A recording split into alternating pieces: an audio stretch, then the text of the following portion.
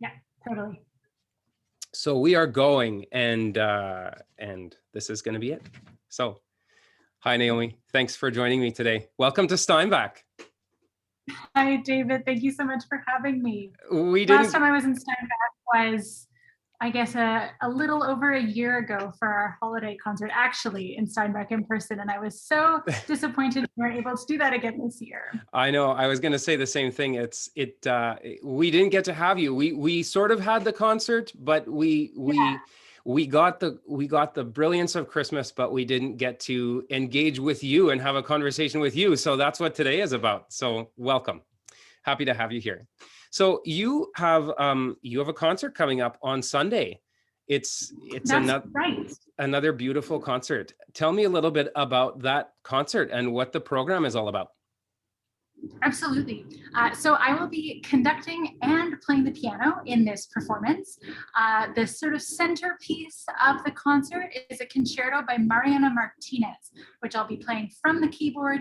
And this concerto, Mariana Martinez was a socialite in Vienna and an incredible keyboard player, harpsichord primarily, incredible singer, incredible composer.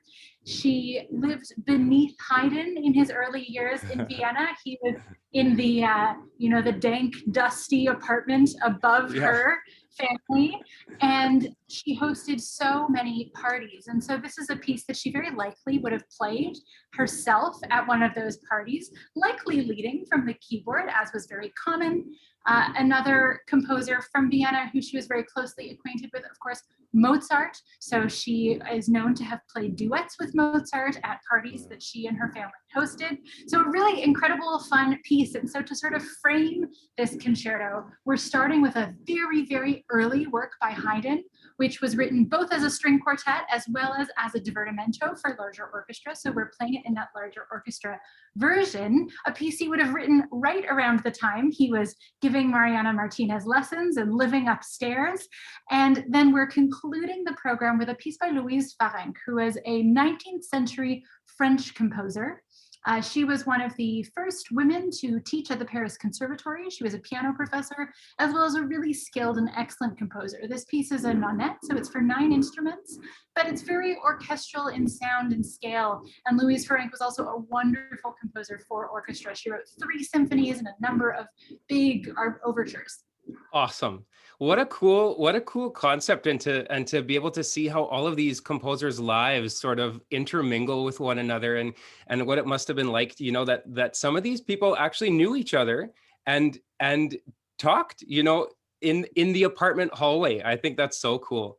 So especially at a time when we can't, go to parties and have parties. It's kind of fun to imagine people in the 18th century having parties. Exactly. So what is it like for you to have the responsibility of not only conducting and leading the team, but also to be playing as part of that ensemble and making music with your own instrument while you also engage with your ensemble? What is that like?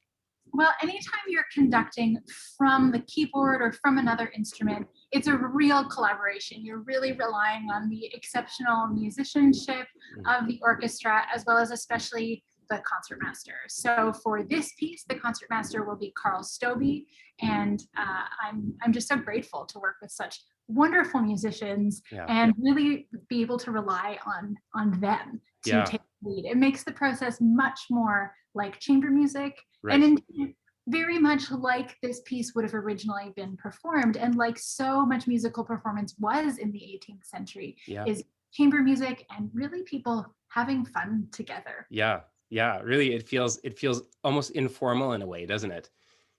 And we're bringing the music right to everyone's living rooms as well. Exactly. So informal quality. It's true. You can keep pouring your glass of wine and keep enjoying the concert as the evening goes on. That's cool. So I'm very curious. I know that I have a history performing, and that was where my training was in as I went to school and I started my career. So I'm curious. I tend to get some performance nerves myself, whether it's adrenaline or however you want to describe it. Is because this concert is pre-recorded, do you still do you experience any of that yourself, or do you feel like the nerves or the adrenaline are gone? Is there any worry on your part that, you know, the audience will love it the way you hope they do or connect with it? Tell me about what that might be like for you. Oh, absolutely. It is so nerve-wracking. And in fact, even though the concert is being broadcast online, it does actually get recorded and broadcast live. Yeah. So there's the combination of the nerves and knowing that this is going out to the world live without any of the feedback from the audience, which is what does normally help to quell the nerves, is really Yeah. having that relationship. Yeah. But luckily, it's not a solo performance. It is a performance with all of these wonderful musicians who are my friends and colleagues and whose musicianship is just so exceptional. And Yeah. so I think that is what will quell my nerves on the night, is knowing that I am making really beautiful music with just some wonderful people.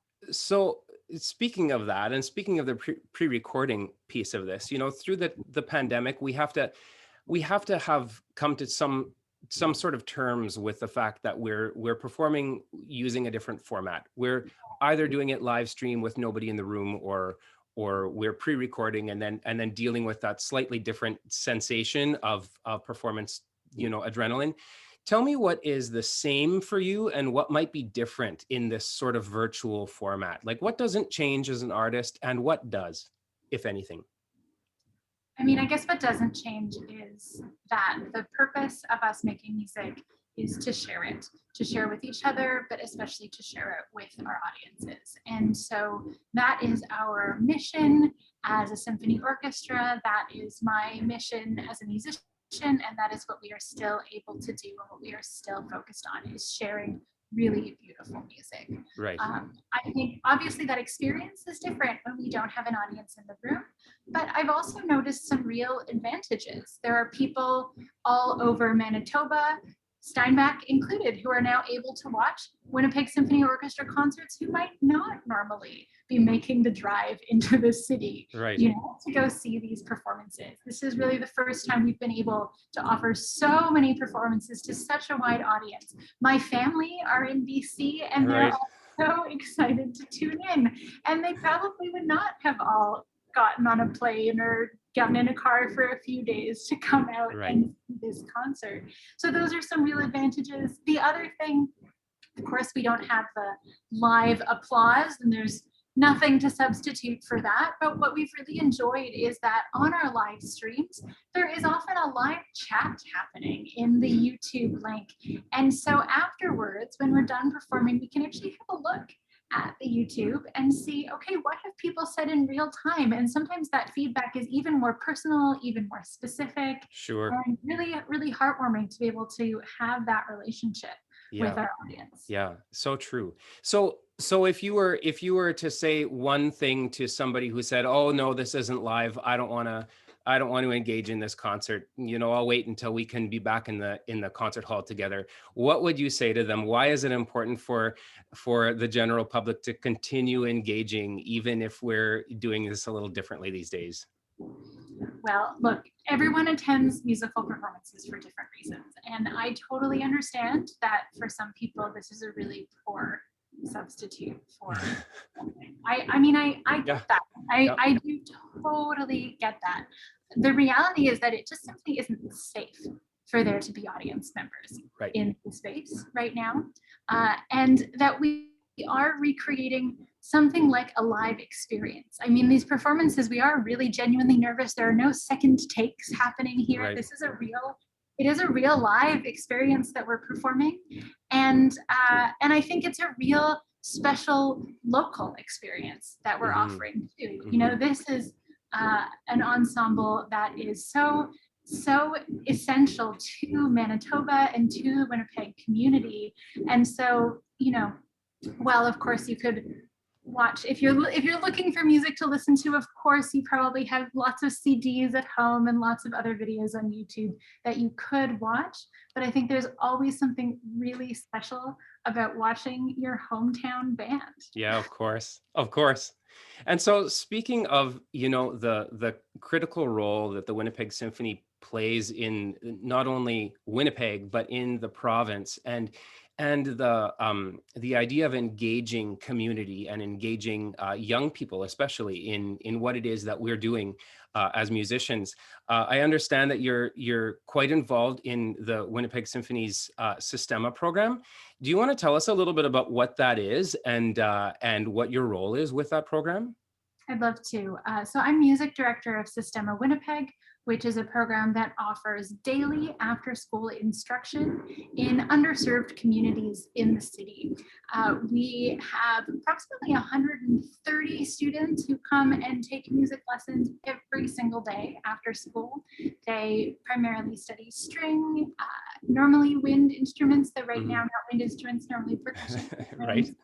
And we play a huge variety of music all together. We have an incredible team of teachers, some of whom are teachers who work for the school divisions that we're partnered with, and some of whom are teachers who are hired by the WSO, who are teaching artists with a huge range of careers, playing in all sorts of local ensembles, including the WSO, including a number of incredible bands in the city, early music groups, so a really diverse range of teachers who bring all of their artistic and musical skills to our students. And I love working in this program. Yeah, it sounds like such a benefit to the community.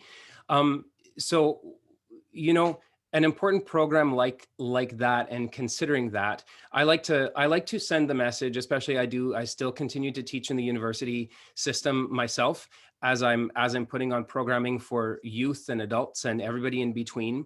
I do like to send the message that the skills often that we acquire by investing in an instrument, for example, or an artistic discipline, they travel with you through your life, no matter what. If you were to try to describe the importance of this program, where a student might not continue studying the instrument after they're finished with Systema, what would that be? What is the advantage to getting involved now, being a part of an important program like this, even if they may not, pursue it as a professional or even as an active amateur artist later on in their life? What we always say about Systema Winnipeg and the Systema model is that this is a program that offers social change through music. So music is the tool, but the goal is social change. We are a social program. Our students are constantly learning things like teamwork. All of our instruction happens in groups. There is no one-on-one instruction. So it is essential that our students learn to collaborate with each other and to work as a team with each other and with their teachers. Our students are also learning practical mentorship skills. All of our groups they're quite large groups, and they're mixed and multi-level groups, which means that students are not only learning from their teachers, they're learning from each other. And there's so much really organic mentorship that happens amongst our students, which is really special to watch. And those are skills that really stay with you your whole life. I think our students also really learn self-expression and how to advocate for themselves. They learn that music is a way they can do that. And so many of our students will talk for ages about the important role that music plays in their life, the way that music teaches them to express their emotions and understand other people. But they're not just doing that through their instruments. I think of one student, Keisha, who's a wonderful violinist, but Keisha also is really passionate about K-pop and has really taught us about how K-pop has helped her to learn more about herself and more about other people. Now, of course, Keisha may have come to K-pop without Systema, absolutely. But I think that Systema has provided Keisha with the language and with the tools to understand how music can have that effect on her, how music can have that effect on others, and whether or not Keisha or any student becomes a professional musician, music can still play this really important role in people's lives. Sure.